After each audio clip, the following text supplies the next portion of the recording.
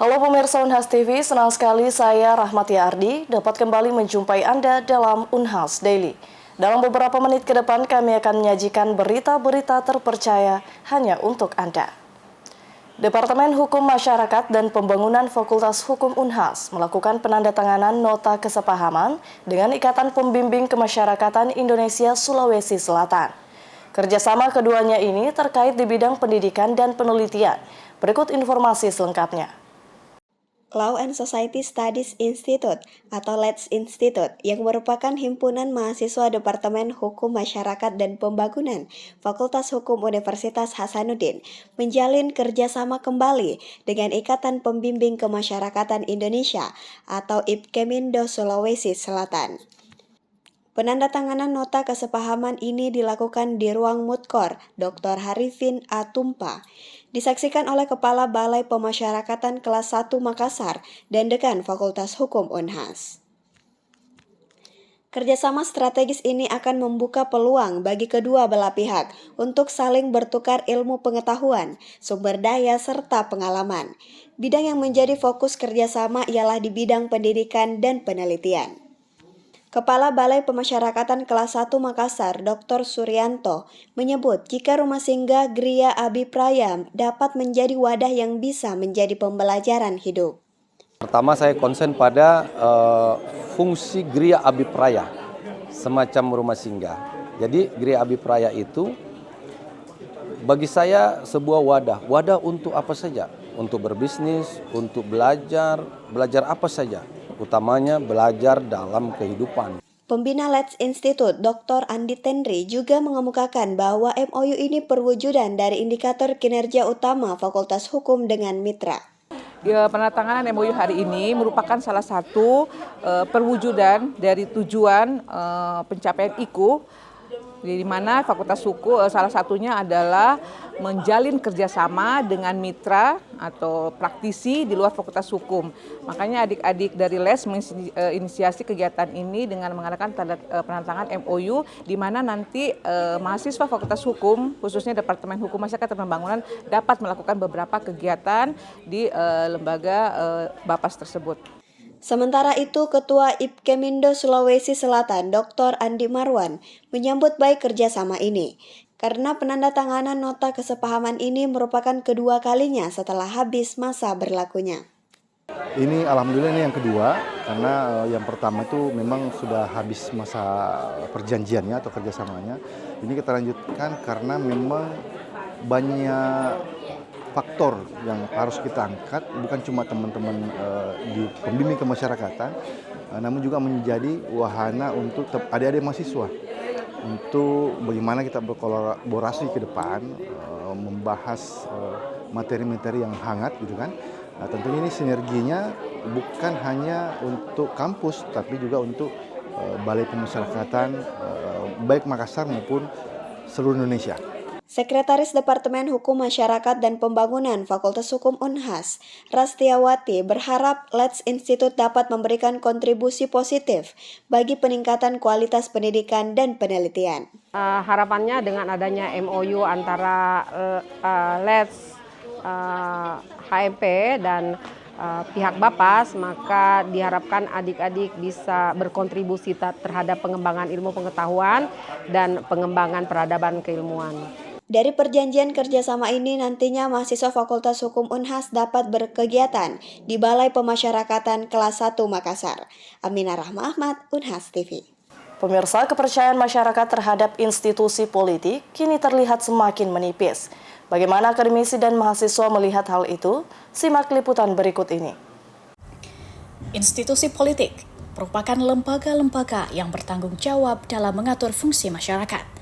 Dewasa ini, suara ketidakpercayaan terhadap institusi politik semakin kencang. Tak sedikit yang menilai jika institusi politik, terutama partai politik, tidak lagi mencerminkan kebutuhan dan aspirasi masyarakat. Dosen Ilmu Politik Universitas Hasanuddin, Umi Suci Fatia Bailusi SIPMIP, memberikan pandangannya terkait hal ini. Menurutnya, ada degradasi pada individu-individu yang mengisi partai politik. Institusi politik kan banyak ya. yang paling dekat sama kita itu harusnya sih partai politik. Harusnya. Karena partai politik di negara demokrasi kita taunya penjembatan antara masyarakat dengan stakeholders, dengan pemerintah. Cuman sayangnya orang-orang atau individu yang mengisi parpolnya itu yang mungkin tapi ada degradasi. Entah degradasi secara etika atau degradasi secara institusi. Sayangnya kan institusi diisinya oleh orang-orang nih, oleh manusia-manusia. Jadi kalau manusianya juga memang tidak berada di koordinat yang tepat, pasti institusinya ikut miring-miring juga dong. Nah, logikanya seperti itu. Jadi faktor utamanya kembali ke SDM-nya juga, entah SDM partai atau SDM organisasi-organisasi kecil. Dosen yang akrab disapa Fayah ini menekankan bahwa penting untuk memperkuat etika, karena institusi politik diisi oleh manusia yang memiliki karakter dan nilai yang berbeda-beda. Menurutnya, etika politik yang ideal harus diperkuat sebagai langkah awal dalam memperbaiki kondisi ini. Tidak hanya akademisi, mahasiswa juga mempertanyakan integritas institusi politik. Natasha Sekarningro, mahasiswa ilmu pemerintahan Unhas, menyebut jika saat ini sulit untuk mempercayai institusi politik, sebab dinilainya institusi politik tak berpihak pada masyarakat. Sekarang masih rasanya kayaknya tidak dalam untuk mempercayai instansi politik hari ini, karena dirasa kemarin kalau misalkan kita berkaca banyak sekali hal-hal yang mungkin sangat kurang dalam mempresentasikan bagaimana sebenarnya apa yang terjadi di dalam masyarakat itu sendiri. Karena biasanya di saat mereka untuk mempresentasikan suatu hal yang memang benar-benar sesuai dengan apa yang memang dibutuhkan masyarakat, tetapi masih ada kayak kebutuhan dari politik itu sendiri. Natasha juga menambahkan, upaya untuk mengembalikan kepercayaan masyarakat terhadap politik membutuhkan usaha serius, terutama dalam hal memperbaiki kualitas SDM dan membangun etika politik yang lebih kuat. Rizka Fraja, Unhas TV. Pemirsa, kita sering mengalami hidung meler saat menangis. Apakah Anda tahu mengapa hal tersebut terjadi? Apa penjelasan ahli terkait hal ini? Simak liputan berikutnya. Saat menangis, kita tidak hanya menghasilkan air mata yang mengalir dari mata, tapi hidung juga bisa meler alias mengeluarkan ingus. Apakah ada hubungan antara mata dengan hidung? Ternyata fenomena ini terjadi karena adanya saluran yang menghubungkan mata dengan hidung. Saluran ini disebut ductus nasolacrimalis, yang berfungsi untuk mengalirkan air mata dari mata ke rongga hidung. Menurut dokter spesialis mata, Profesor Dr. Habibah Setiawati Muhyiddin SPMK, saluran ini secara alami membantu mengalirkan air mata yang diproduksi secara terus-menerus di permukaan mata. Air mata yang telah selesai melumasi dan memproteksi mata akan dialirkan ke hidung dan dikeluarkan bersama dengan cairan lainnya. Itu di bagian mata itu ada saluran yang menghubungkan dengan rongga hidung. Ya, jadi kalau air matanya kita bertumpuk di ini yang kita namakan kita namakan kuldesak ya, satu tempat di dalam kelopak mata, air mata itu akan masuk ke saluran yang disebut saccus lacrimalis, canalis lacrimalis, sacculus lacrimalis, dan ductus nasolacrimalis yang nanti akan bermuara di rongga hidung. Makanya kalau kita menangis, kita suka rasa air mata di sini asin-asin ya. Atau kalau kita tetes obat mata, terus kita akan merasakan pahit di leher. Fenomena ini juga dipengaruhi oleh kondisi medis seperti pilek atau alergi. Ketika seseorang menangis dan hidung sedang mengalami inflamasi, cairan dari hidung akan semakin bertambah. Itulah mengapa saat menangis hidung kita juga ikut terasa basah. Orang yang memiliki alergi sering mengalami hidung gatal dan mata berair secara bersamaan, karena mukosa di mata dan hidung yang terhubung dan bisa menghasilkan zat cairan yang serupa. Menangis yang berlebihan, terutama di lingkungan dengan penggunaan AC yang terus-menerus, dapat memicu kekeringan mata. Kondisi ini semakin banyak dialami oleh remaja saat ini, karena kebiasaan beraktivitas di depan layar gadget secara terus-menerus yang membuat mata kering dan meningkatkan produksi air mata. Feni Septiani Sumual, Unhas TV. Gaya hidup minim aktivitas atau sedentary lifestyle semakin marak di kalangan masyarakat perkotaan. Seiring dengan perkembangan teknologi yang memudahkan berbagai aktivitas tanpa perlu banyak bergerak. Namun di balik kenyamanan yang ditawarkan, gaya hidup ini membawa dampak negatif serius terhadap kesehatan. Simak berita selengkapnya. Dalam kehidupan modern saat ini, tak sedikit yang menghabiskan sebagian besar waktunya dengan duduk atau minim beraktivitas secara fisik. Kondisi ini dikenal dengan istilah sedentary lifestyle. Gaya hidup sedentari adalah pola hidup di mana seseorang cenderung malas beraktivitas fisik atau jarang menggerakkan tubuhnya. Contoh gaya hidup ini meliputi duduk di depan laptop dalam waktu lama atau bermain ponsel seharian.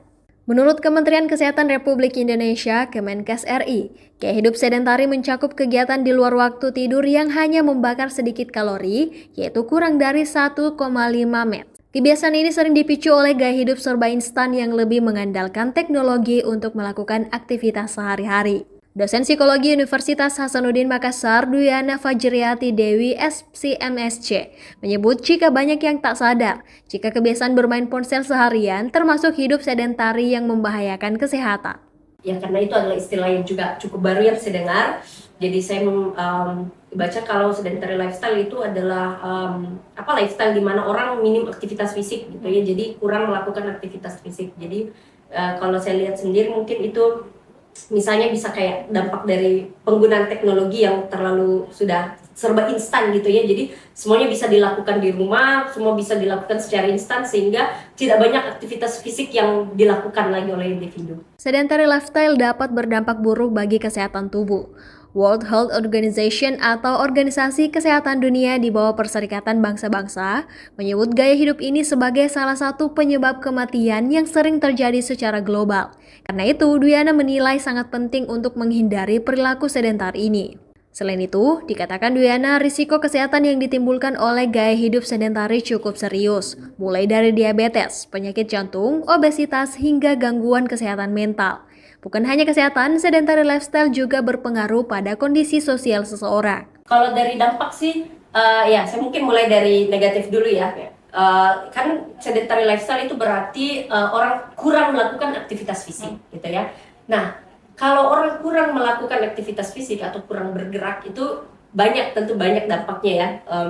Pertama dari segi emosional, karena seperti kata pepatah, di dalam tubuh yang kuat ada jiwa yang sehat gitu ya. Dan memang secara teori bahwa ketika kita melakukan gerakan aktivitas tubuh itu kita bisa melepaskan hormon endorfin begitu di otak. Jadi itu bisa membuat kita lebih bahagia begitu secara emosional ketika kita melakukan aktivitas fisik. Jadi tentu ketika minim itu maka pelepasan endorfin menjadi minim dan juga jadinya kurang bahagia gitu secara emosional. Itu satu. Kemudian ketika kita tidak melakukan aktivitas fisik itu juga berdampak pada sosial kita, karena kan kita just with ourselves do not much any physical activity, jadi kita kurang bersosialisasi sama orang ya, jadi karena kurang bersosialisasi sama orang jadinya kita cenderung jadi individu yang pasif, yang kurang sosial gitu ya. Dia menambahkan cara mengatasi gaya hidup sedentari dapat dimulai dari langkah kecil namun berdampak besar, seperti melawan rasa malas untuk bergerak dan menyempatkan waktu setidaknya setiap 20 menit sekali untuk melakukan peregangan otot. Rahmatia, Muhammad Syaiful, Unhas TV. Pemilu Amerika Serikat menjadi perhatian kalangan internasional karena pentingnya posisi Amerika Serikat sebagai negara demokrasi berpengaruh. Ketua Bawaslu dan dosen Tata Negara Universitas Andalas menyambut baik kesempatan untuk melihat secara langsung penyelenggaraan Pilpres di TPU setempat dari sebuah lembaga pemerhati pemilu di Amerika Serikat. Selengkapnya ikuti laporan tim VOA berikut ini. Sistem registrasi pemilih di Amerika Serikat yang terpusat sebagai catatan elektronik menjadi hal positif yang patut ditiru dalam proses pemilihan di Indonesia. Demikian menurut Ketua Badan Pengawas Pemilu, Rahmat Bagja, setelah menyaksikan secara langsung proses pemilihan di beberapa TPS di ibu kota Amerika Serikat dan sekitarnya. Kalau memilih 2 kali, maka jika masuk dalam TPS, maka dia jika memilih tempat lain, maka tempat lain akan menolak yang bersangkutan untuk memilih. Meski demikian, keterbatasan listrik dan internet di tanah air mempersulit penerapannya. Sementara Charles Simabura, analis dari Universitas Andalas, menilai transparansi pemilu di Amerika dan kerahasiaan suara menjadi kunci menghindari serangan fajar seperti di Indonesia. Ini ada yang lucu juga sebenarnya. Saya tadi tanya, di sini ada serangan fajar nggak? Itu orang bagi-bagi duit ke pemilih seperti di Indonesia ya. Nggak ada katanya. Baik Rahmat maupun Charles berada di Amerika atas undangan IFES, Yayasan Internasional untuk Sistem Pemilu, untuk melihat pelaksanaan pemilu bersama ratusan pengamat lainnya dari berbagai negara. Undangan IFES atau Yayasan Internasional untuk Sistem Pemilu bagi para praktisi pemilu dan pakar lainnya dari berbagai negara termasuk Indonesia, selain untuk menyaksikan proses pemilu di Amerika secara langsung, juga untuk memberikan perspektif dan perbandingan pelaksanaan pemilu di berbagai negara yang menggunakan sistem pemerintahan yang demokratis. Menurut Andrew Cobb dari IFES, forum ini bisa menjadi ajang saling belajar. There's no one system of elections. No country in the world runs elections the same way as any other country. And that's a strength of democracy, that we have many different systems that give us a laboratory where we can learn from each other. Bagi Charles Simabura, melihat langsung proses pemilu menjadi pengalaman berharga. Biasanya kita hanya baca dari literatur dan atau juga kita nonton di televisi saja. Dan memang menarik pemilu Amerika ini, terutama di Indonesia ya. Seperti bagi saya kayak kita nonton bola itu. Pengamatan ini lalu bisa menjadi masukan untuk pelaksanaan pemilu maupun pilkada di tanah air. Kita lihat ada pemasangan alat peraga tidak boleh di pohon. Nah, ini menarik ya. Kemudian tidak mengganggu pemandangan ya, tidak mengganggu fasilitas umum yang ada di Amerika Serikat sehingga masyarakat tidak terganggu dengan adanya alat peraga kampanye. Sementara wartawan yang ikut dalam program terpisah yang diselenggarakan Kantor Perwakilan Amerika Serikat untuk ASEAN, US ASEAN, juga senang mendapat kesempatan berada di Amerika Serikat saat pemilu, apalagi melihat dinamika para pendukung. Indonesia terus terang dengan penggambaran berita-berita lalu juga potret foto-foto yang ditampilkan tuh saya pribadi setidaknya mendapatkan kesan pendukungnya Trump tuh garang-garang, sangar-sangar. Tapi setelah kami lihat langsung di tempat kampanye dan berinteraksi ternyata tidak. Ya kami berbicara itu mendapat sambutan yang ya cukup oke lah gitu ya. Dari kubu Demokrat saya melihat keinginan untuk demokrasi ya itu yang sangat kuat ya. Dari beberapa wawancara yang kami lakukan itu yang menonjol dan kami bisa ya respect juga terhadap pilihan-pilihan itu. Selain itu, pendukung kedua partai yang diwawancara umumnya menyatakan menerima hasil Pilpres siapapun pemenangnya. Dari Washington DC, Yuni Salim, Virginia Gunawan, dan tim VOA. Baik pemirsa, berita tadi sekaligus menutup perjumpaan kita pada hari ini. Terus saksikan Unhas Daily hanya di Unhas TV. Saya Rahmati Ardi mewakili kru yang bertugas, pamit undur diri dan sampai jumpa.